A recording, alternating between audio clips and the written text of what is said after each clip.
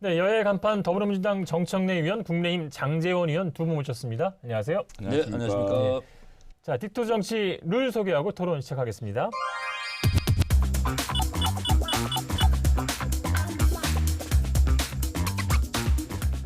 네, 설 연휴가 한 주 지났습니다. 지역 민심을 좀 듣고 오는 뭐 그런 시간인데 코로나19 때문에 좀 쉽지는 않으셨을 것 같습니다. 그래도 다녀오신 것 같은데 어떤 얘기들 많이 좀 하시던가요?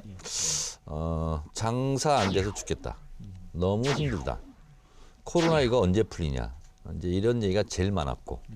처음에 안철수 뜰 때 걱정됐는데 그래서 박영선이 이길 것 같은데요. 아니 실제로 그런 얘기를 저한테 이제 많이 했고, 그리고 이제 좀 불편하겠지만 의원님 이번 선거 잘 됐어요.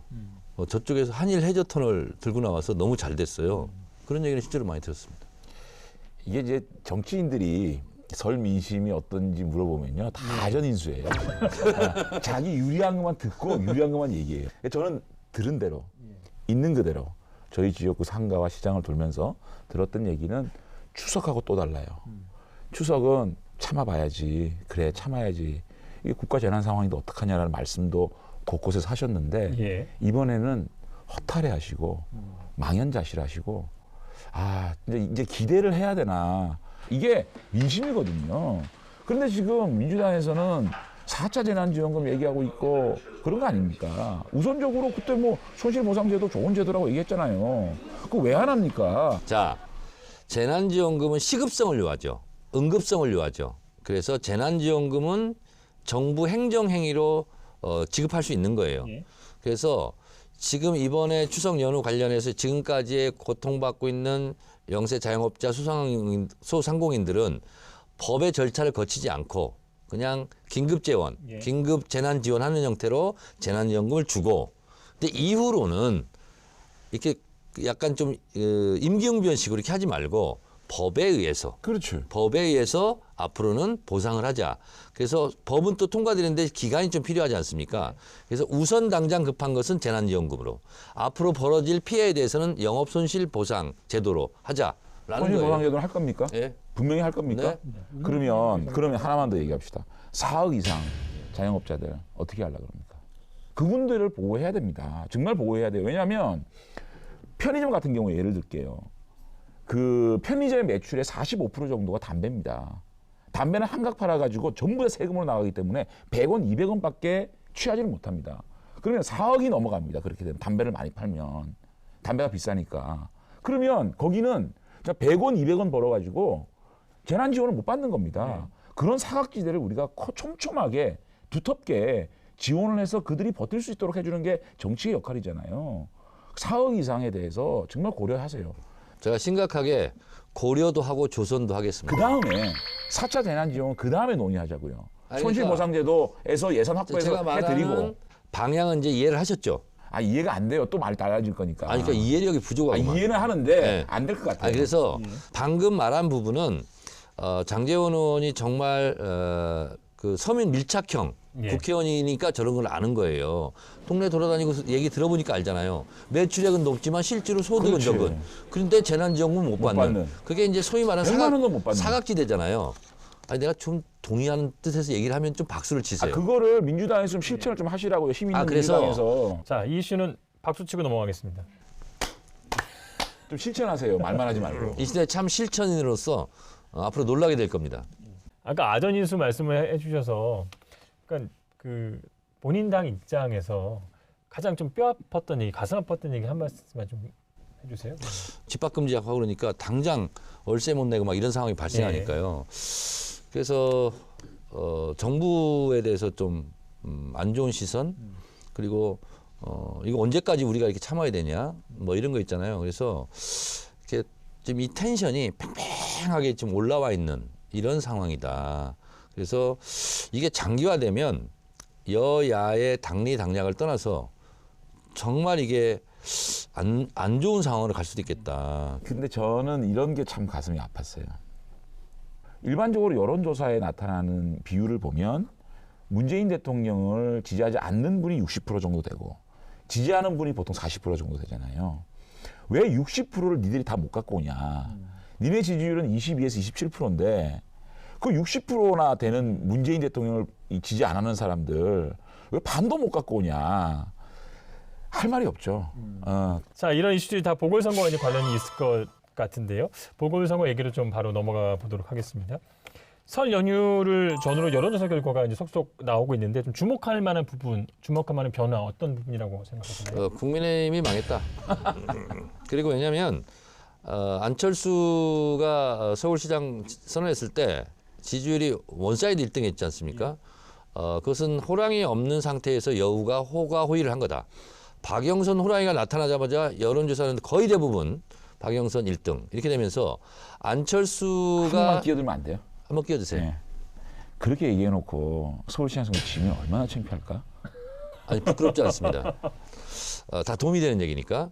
그래서 안철수 대표가 힘이 빠질 수밖에 없었고 그래서 더 이상 안철수는 갑철수가 아니다. 완전 슈퍼 을 철수가 됐다. 그리고 김종인의 안철수에 대한 디스는 정당하다. 왜냐하면 효용 가치가 그만큼 떨어져 가는 거예요.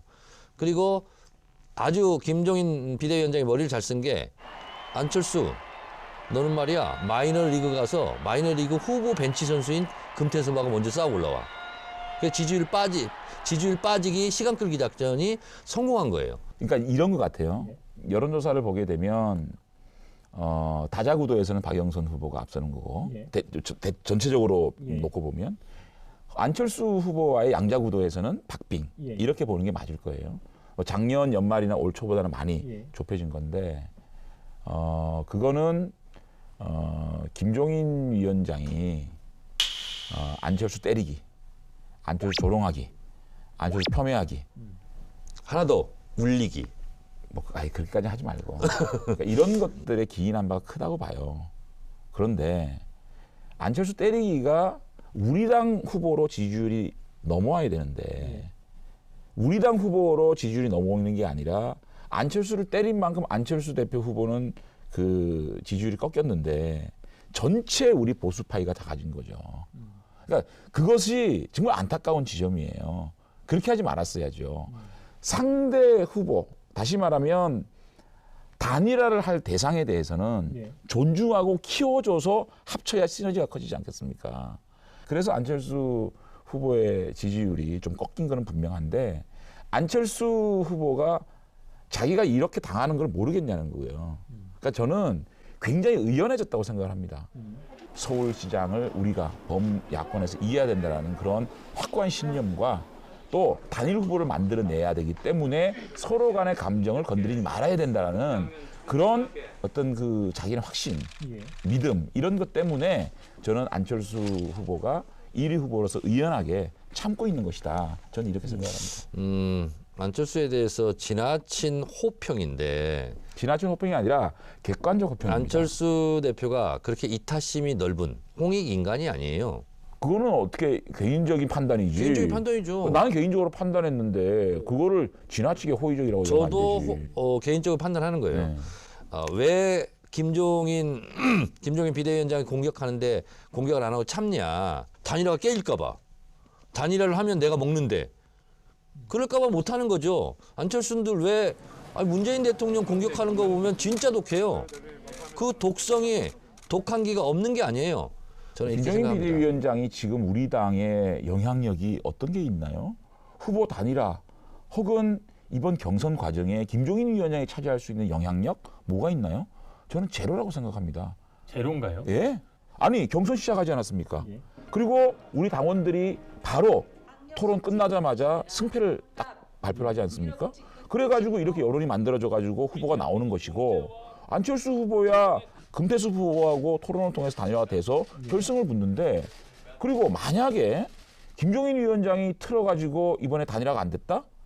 그거는요 우리 국회의원들 103명이요 가만히 있지 않습니다. 그거는 이번에는 단일화 될 겁니다. 그건 단일화 될 수밖에 없고요. 이런 경우는 성사되기가 어렵죠. 안철수의 입장에서 봤을 때 내가 저쪽에서 올라온 나경원하고 경선했는데 이길 가능성이 전혀 없네. 그러면 경선할 필요가 없어요. 그리고 국민의 입장에서는 더 욕심쟁이에요. 우리가 명색이 제1야당인데 3석밖에 안 가지고 있는 국민의당 후보와 경선에서 우리가 이길 가능성이 없어? 어떻게든 무슨 꾀를 내서라도 무슨 핑계를 내서라도 단일화를 안 하죠. 오세훈 후보가 됐든 나경원 후보가 됐든요. 예. 물론 우리 국민의힘 후보가 되기를 저도 바라죠. 근데 만약에 나경원 후보나 오세훈 후보가 누군가가 돼가지고 단일화를 거부한다? 우리 당 내에서도 정치적 미래가 반대가 없어요. 심할 것이고 정치 타격이 입을 것이다. 안철수 후보도 지금 국민의당이라는 작은 당을 지금 하고 있지만 만약에 이번에 본인이 질 것 같아가지고 그냥 삼자 구도로 만들어가지고 박영선 후보한테 시장을 상납한다? 본인의 정치적 입지 공간이 있을까요? 앞으로라도? 저는요 정말 막장으로 그러니까 오세훈, 나경원, 안철수가 예. 막장으로 이제 나 이제 그냥 총기 난사하고 그냥 나 정치 안 할래. 이런 생각하지 않는 한 저는 단일화에 합의할 수밖에 없다. 어떤 방식으로 된다. 저는 생각합니다. 연정 얘기가 나왔잖아요. 그 오세훈 후보, 나경원 후보도 동의를 했고요. 근데 이것이 현실적으로 가능성이 있을까라는 정말 좀 좋은 생각이 방법이라고 드는데요. 생각을 해요. 그러니까 안철수 후보를 지지하시는 분 중에 국민의힘 후보로 단일화됐을 경우에 아마 투표 안 하는 분들이 계실 거예요. 예. 우리 당 후보가 또 단일 후보가 됐을 경우에 국민의당을 지지하시는 분들이 투표 안 할 경우도 있을 거예요. 그래서 표를 모으는 데는 효과가 있을 것 그렇습니다. 같은데 이것이 현실적으로 연정이 아니 가능할까? 남경필 지사도 지금 연정을 하고 있고 대구의 권영진 지사도 지금 부지사라는 자리를 홍일학 의원한테 전 의원한테 내놓음으로 인해서 연정하고 있지 않습니까? 서울시장이 있으면 부시장이 3분이나 되잖아요. 예.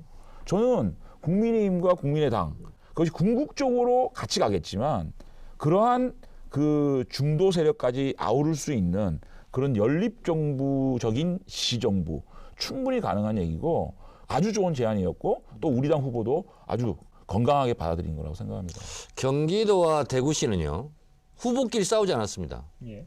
한 당이 되고 일방적으로 자기 도정이나 시정에 도움을 받기 위해서 다른 당 주요 인사를 정무부지사, 정무부시장으로 이제 영입한 케이스예요. 그래서 연정이라는 이름을 붙인 건데요.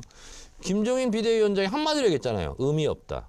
그게 뭐냐면 옛기 사람들아. 4월 7일 없을 이 뿐이에요. 뜻이에요. 그 결과에 아니, 대해서 그러니까 그 이후에는 정치권 안 지금은- 계신다 그랬는데 지금은 마이크를- 김종인 위원장이 얘기한다고 얘기를 하면 마이크를 독점하고 있기 상관이에요, 때문에 그게. 영향을 행사할 수밖에 아무런 없는데 영향이 없는 당대당 통합을 했을 때는 공동대표 예. 이렇게 활용할 때가 있어요. 근데 이 당 저 당 후보끼리 경선한다고 해서 공동시장 하겠습니까? 아니면 예를 들면 나경원, 오세훈, 안철수가 3명이 동의했어요. 그러면 1일 나경원, 2일 오세훈, 3일 안철수 이게 돌아가면서 할 거예요? 어떻게 할 거예요? 그리고 나경원이 서울시장 되면 나경원 서울시장, 안철수 정무부시장, 오세훈 비서실장 이렇게 갈 거예요? 후보들이 그거 받아들일까요? 누구를 보낼까요? 따로 보낼까요? 예를 들면 나경원 후보나 오세훈 후보가 되면 그것이 국민의힘 후보잖아요. 그렇잖아요. 그래가지고 결승에서 안철수 후보가 붙어가지고 안철수 후보가 됐다. 시장이 됐다고 칩시다. 그러면 그 부시장의 몫이 나경원과 오세훈의 몫입니까? 국민의힘의 몫입니까? 국민의힘의 몫이에요. 안 풀리기를 바라는 마음을 너무 노골적으로 그렇게 말씀하지 마세요. 조금 있죠. 우리가 지금 대안 찾기, 박수치기, 웃음하기 이런 그 프로그램에 나와가지고 그렇게 여권 하세요. 얘기 좀 해보죠. 관심이 없어서 일단 재미없었잖아요. 그 박영선 정치적 우상 후보 재미가- 사이에 뭐 살짝 긴장감이 좀 왜요? 돌긴 했습니다. 무슨 긴장감이 있죠? 당의 정체성에 대한 약간 에이. 설정이 있었어요. 어차피 후보는 박영선이죠. 거기서 뭐 살짝 긴장이 있으면 뭐합니까? 아무 재미없는데. 하여튼 김 우리는요. 빠진 경선 아름답지 정당- 아마 아름다울지는 모르겠죠. 정당 민주당 사상 지지층이 볼 때는 가장 아름다운 경선. 정당 경선 사상 가장 김 빠진 경선. 재미없는 경선. 아니 김이 이미 빠져 있어요. 박 씨하고 우 씨밖에 없어요. 김 씨는 빠져 있어요. 아니, 김 씨만 빠진 게 아니고 네. 그러니까 이게 무슨 뭐 좀 이렇게 치열해야 그래도 좀 비슷비슷해야 재미라도 있는데 재미도 없죠. 흥행도 안 되죠. 무슨 말을 하는지도 모르겠죠.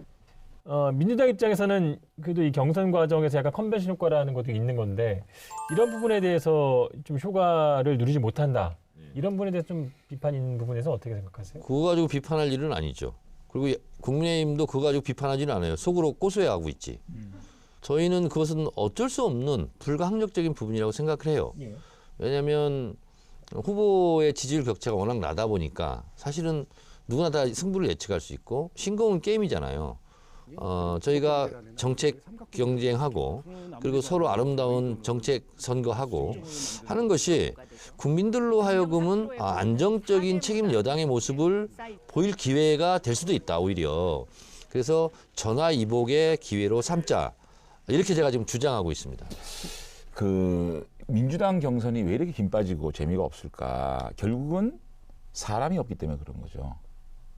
민주당이 만약에 이번 서울시장 선거가 이길 가능성이 굉장히 높고 예. 또 명분 있는 출마라 그랬으면 민주당의 서울시에 있는 국회의원 정청래 의원부터 시작해가지고 얼마나 많은 의원들과 정치인들이 경선에 뛰어들었겠습니까? 안 뛰어들지 않았습니까? 첫째는 자기가 생각해도 박원순 시장의 입에 담지 못할 행동 때문에 벌어진 선거라는 걸 알거든. 출마의 명분이 너무 없는 거예요. 방금 말씀하셨다시피 그런 측면이 있죠. 박원순 시장이 그런 이유로 그만두고 또 명분이 없거든, 민주당은 나가려고 그러니까. 승리 가능성도 없고 그러다 보니까 국민의힘 후보들이 난립하고 근데 지금 보십시오. 지금 당선 가능성이 제일 많은 것이 국민의힘 후보가 아니에요. 저희 민주당 후보예요. 그래서 지금 현재 스코어로는 국민의힘의 서울시장 후보로 나왔던 많은 분들은 결과적으로 헛물켰다. 이렇게 말할 수가 있는 거죠. 그 제가 여쭤보고 싶은 게 더불어민주당은 경선 룰이 당원이 50%잖아요. 네, 권리당원 50. 예. 그래서 뭐 조금 경선 과정이 싱겁다라고 표현해 주셨지만 우상호 의원이 역전할 가능성은 없는 겁니까? 이런 겁니다. 마포대교가 길이가 얼마나 될 것 같아요? 제가 모르겠어요. 그냥 감으로 이게 정답이 있는 게 아니에요. 한 2km 되지 않을까요? 2km, 예. 2.5km? 2km, 2.5km. 저는 1.4km. 아, 예. 제가 정답이에요. 예. 자, 그런데 누구도 이걸 맞추기 어렵대요. 근데 7천 명한테 물어봐가지고 7천 명을 나누면 정확하게 1.4km가 답이 나온답니다. 아. 이게 이제 집단지성의 힘인 예, 거예요. 예. 내가 그런 집단지성의 힘이 있는지도 모르지만 어쨌든 숫자가 그렇게 되면 그 정답이 나온다는 것처럼 권리당원 숫자가 몇만 명, 몇십만 명이에요. 이거는 일반 국민하고 똑같은 의견입니다. 아, 그 말씀 하시려고 마포대교 얘기를 네. 참 들어주셨네요. 어렵게 설명하네. 참. 잘 들었습니다. 좀 있어 보이지 않습니까? 아유, 잘 들었어. 참 쉬운 얘기. 참. 예. 자, 그래서 저희가 또 대안을 제시하는 토론이기 때문에 여러 후보들의 정책이 우후죽순 나오고 있습니다. 이제 각각 이제 서울이랑 부산이 지역구를 두고 계시니까요. 이제 정 의원님은 이 서울시장 후보의 여러 공약들 가운데 민주당 후보의 공약 가장 괜찮다고 생각하면 하나, 야권, 범야권의 공약 하나 이렇게 두 개를 좀 대주시고요. 부산시장 같은 경우에 이 국민의힘 후보들의 공약 하나, 또 가장 뭐 괜찮다고 생각하는 민주당의 공약 하나씩을 좀. 박영선 후보가 얘기했던 수직정원공원 굉장히 낯선 개념이잖아요. 근데 저도 이제 또 건축학과 교수들 전문가들한테 물어보고 공부를 해보니까 이미 전문가들 사이에서는 그게 굉장히 좀 핫한 타픽이 됐더라고요. 그래서 박영선 갑자기 무슨 수직정원이야 그랬는데 인터넷 세계 최고의 기업인 아마존이 제2본사를 짓는데 그 수직 정원으로 짓는다는 거예요. 그래서 설계도 조감도까지 나와 있더라고요. 그래서 이게 좀 낯선 개념이지만 실제로 그것이 실현됐을 때는 많은 공감을 불러일으키지 않을까 그런 생각을 좀 제가 해보고요. 이곳 YTN이 있는 상암동 근처에 있는 랜드마크 빌딩을 완성하겠다. 오세훈, 나경원 두 후보가 와서 얘기를 했어요. 네. 콜 받고. 네. 근데 그게 박원순 시장 때, 오세훈 시장 때 16년, 7년 전부터 있었던 공약이에요. 예. 아니, 남해당 후보 공약 좀 좋은 거 좀 지적하라 그랬잖아요. 근데 그거를 또 그렇게 아니 좋은 공약이라니까요. 제가 제 지역구잖아요. 그래서 저도 그 랜드마크 공약을 많이 했었어요. 130층. 근데 그게 안 되는 이유가 있어요. 왜냐하면 경제성이 안 맞아요. 민자를 유치해야 되는데 그 민자 유치의 경제성이 안 맞는 핵심 이유가 교통 유발금이래요. 2,500억을 따로 내야 된다는 거예요. 네. 그 교통 유발금 문제를 해결했으면 좋겠고 오세훈, 나경원 후보가 낸 공약을 저는 쌍수를 들어서 환영합니다. 예. 실현 불가능하다는 식으로 얘기를 하네요. 아니 제가 지금 지하철 2개를 지금 유치했어요. 그 박형준 후보가 예. 그 뭐 거대한 어떤 프로젝트를 얘기한 게 아니라 실현 가능한 예. 아주 실질적인 공약을 한 게 있어요. 그것이 막 이렇게 좀 정치적 논란 때문에 이 가려져 있는 공약인데 산학협력을 부산에 브랜드화하겠다. 지금 각 대학들이 학생들이 많이 없어가지고 좀 예. 어려움이 있잖아요. 그런데 거기에는 우수한 교수 인력들이 있습니다. 그 인력들이 있고 또 기업은 있는데 그런 우수 인력들이 없지 않습니까? 그래서 산학협력이 이 부산의 브랜드화 될 수 있는 그래서 일자리를 창출하고 여기에 1조 원의 창업 펀드를 만들어서 지원하고 이런 시스템을 만들어내겠다. 이게 핀란드식이거든요. 이러한 산학 클러스터를 통해 가지고 부산의 브랜드를 만들어내서 거기에 일자리를 만들어내고 기술을 집약시키는 이게 참 정말 창조적인 그런 좋은 공약이라고 생각 들고 가장 실현 가능한 공약이라고 생각이 들고요. 그 더불어민주당 쪽 민주당 공약은 예. 뭐 저희 당하고 공동 공약이라고 볼 수 있겠죠. 우리 강화도 신공항을 만들겠다. 이거는 이번만큼은 민주당도 공약했고 또 민주당의 그 힘이 또 컸다고 저는 인정합니다. 예. 다수 의석을 가지고 이번에 꼭 밀어붙여져가지고 특별로 통과시켜. 단독 처리할까요? 단독 처리하면 땡큐고요. 저희는 15명 갑니다. 네. 15명 가니까 다음 시장은 반드시 신공항을 관철해내는 그런 시장이 나왔으면 좋겠습니다. 본인의 당만큼은 아니지만 이게 상대당 공약에 대한 칭찬도 굉장히 아니요, 칭찬을 이상하게 하시는데 보니까. 좋았습니다. 자, 한 주 동안 쌓인 정치 독서를 빼기 위해서 저희 디톡스 주스 준비했습니다. 아, 당근 주스인가요, 오늘은? 말물. 당규라고 당근. 아이고. 자, 수고하셨습니다. 네, 수고하셨습니다. 고맙습니다. 네.